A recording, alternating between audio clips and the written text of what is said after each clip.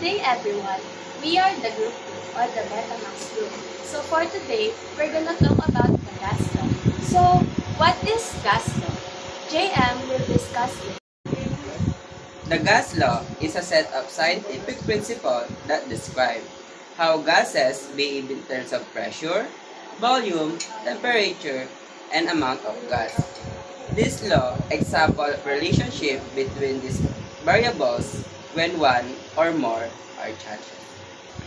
Shakira will discuss the gas, temperature, volume, and amount of gas. What is gas? Gas or G, a statement of matter with no fixed shape or volume, like air. What is temperature or T? How hot or cold in gases, it shows how fast particles move. What is pressure or P? The force gas particles make when they hit the container. What is amount of gas or N? How many gas particles there are measured in moles? Gas law have three different types, and these are the following. Luis will discuss the first one. The first one is the Boyle's law. Boyle's law is the relationship between pressure and volume at constant temperature. The equation of Boyle's law is P sub 1 V sub 1 equals P sub 2 V sub 2. This is the example of Boyle's law. Number 1. 3.00 liter of gas is at 760.0 millimeters of mercury pressure. What is the volume at 780.0 millimeters of mercury pressure?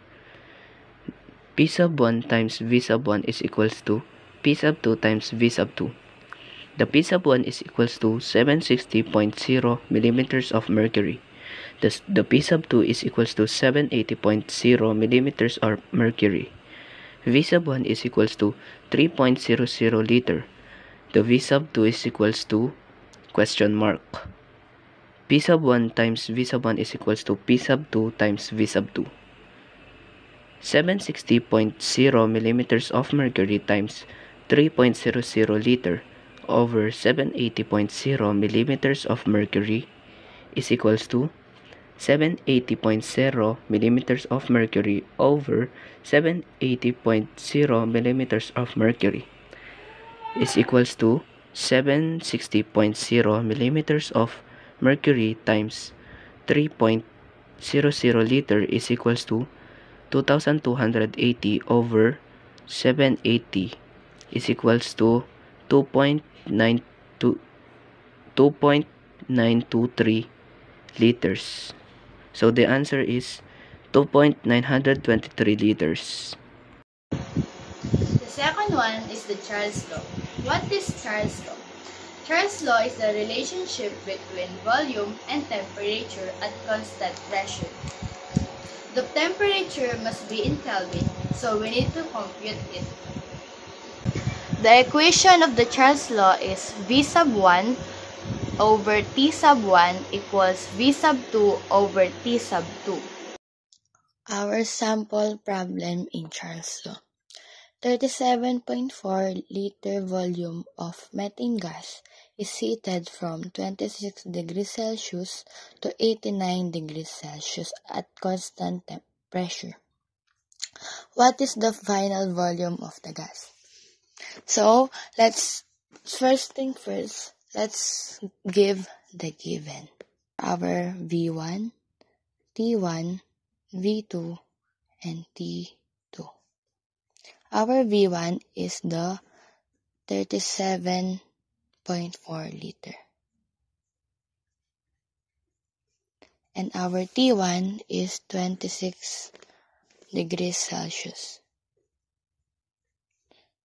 Our V1 is the missing, which is the final volume of the gas. And our T2 is the 89 degrees Celsius.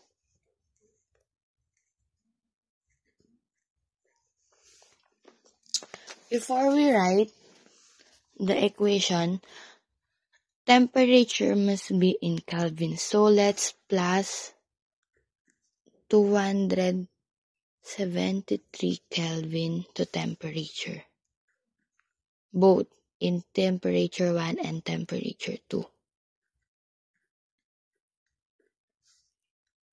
The final answer for T1, which is the temperature 1, is 299. And for the temperature 2, it is 362. This must be in Kelvin sign. So, our formula is V1 over T1 equals to V2 over T1. Now, let's transpose. For V1, we have the 37.4 liter, and the T1 is 299 Kelvin equals to V2, which is the missing, and then the T2 is the 362 Kelvin. So let's multiply 362 in both sides. 362 Kelvin times 362 Kelvin. Now let's cancel it because it's just the same, and also the operation of Kelvin here. Now let's proceed to the next step so that we can have the final answer. 362 times 37.4 liter is equals to 13,538.8. After that, let's divide it in 299. So the final answer is 45.280 liter. This is the final answer. Last but not the least is the Avogadro's law. Avogadro's law is the relationship between volume and amount of gas in moles at constant temperature and pressure. The equation of Avogadro's law is V sub 1 over N sub 1 equals V sub 2 over N sub 2. Our example problem in Avogadro's law is if 2.5 mole of gas occupies a volume of 50 liter at a certain temperature, what volume will 3.5 moles of gas occupy? In here, we're looking for the final volume. The first thing that we're gonna do is distribute the givens. So our final equation will be 50 liter over 2.5 mole equals V sub 2 over 3.5 mole. Next is we're gonna do the cross multiplication. So we're gonna multiply the 50 to 3.5 and the answer is 175. And the 2.5 to V squared and the answer is 2.5 V squared. To remove the 2.5 on the right side, we're gonna divide it each side to 2.5. So we're gonna cross out the right side because it's the same, and we're gonna divide the 175 to 2.5 and the answer is 70. I forgot to mention that the 2 mole on the first equation is already crossed out. So the remaining is liter. So our final answer will be 70 liter equals V sub 2. So our V sub 2 will be 70 liter. Our final summary for gas law. We have 3 types, which is the Boyle's law, Charles' law, and Avogadro's law. What is constant? Ano nga ba yung hinahanap sa kanila? For Boyle's law, we are finding for temperature. And for the Charles' law, we are finding for pressure. And under Avogadro's law, we are finding for temperature and pressure. What is the relationship? Pressure is equals to volume under Boyle's law. Temperature is equals to volume, and under Avogadro's law, amount of gas is equals to volume. Now, let's talk about their formula. For Boyle's law, the formula is P times V is equals to K. And for Charles' law, V over T is equals to K. And for Avogadro's law, V over N is equals to K. Now, let's proceed to their simple idea. Under Boyle's law, this is the example. Squeezing a balloon makes it smaller. For Charles' law, heating air makes it expand. For Avogadro's law, more air in a balloon makes it bigger. That's all for summary. This is the example of Boyle's law. Number 1. 3.00 liter of gas is at 760.0 millimeters of mercury pressure. What is the volume at 780.0 millimeters of mercury pressure? P sub 1 times V sub 1 is equals to P sub 2 times V sub 2. The P sub 1 is equals to 760.0 millimeters of mercury. The P sub 2 is equals to 780.0 millimeters of mercury. V sub 1 is equals to 3.00 liter.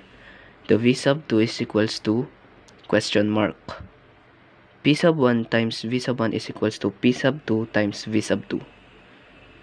760.0 millimeters of mercury times 3.00 liter over 780.0 millimeters of mercury is equals to 780.0 millimeters of mercury over 780.0 millimeters of mercury is equals to 760.0 millimeters of mercury times 3.00 liter is equals to 2280 over 780 is equals to 2.923 liters.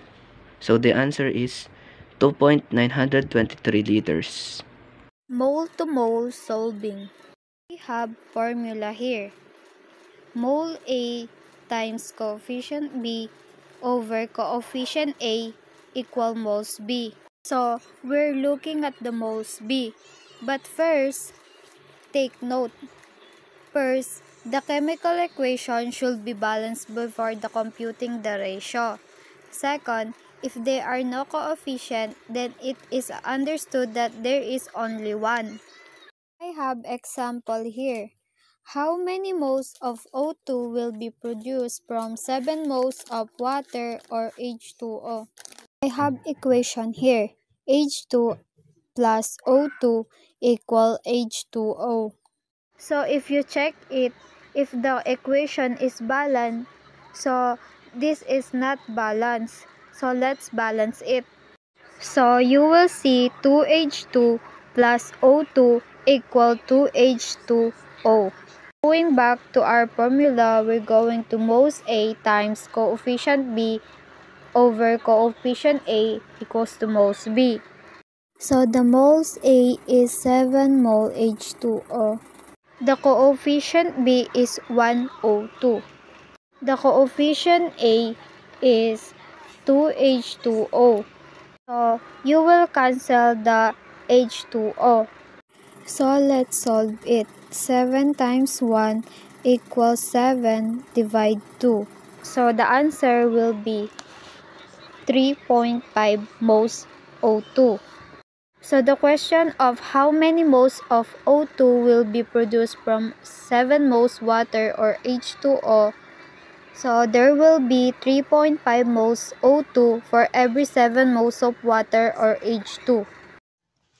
9.5 liters of oxygen sub 2, carbon sub 3, hydrogen sub 8, plus oxygen sub 2, carbon oxygen sub 2, plus hydrogen sub 2, oxygen. We have to balance the equation. 1 carbon sub 3 hydrogen sub 8 plus 5 oxygen sub 2, 3 carbon oxygen sub 2 plus 4 hydrogen sub 2 oxygen. We have 1, 5, 3, 4.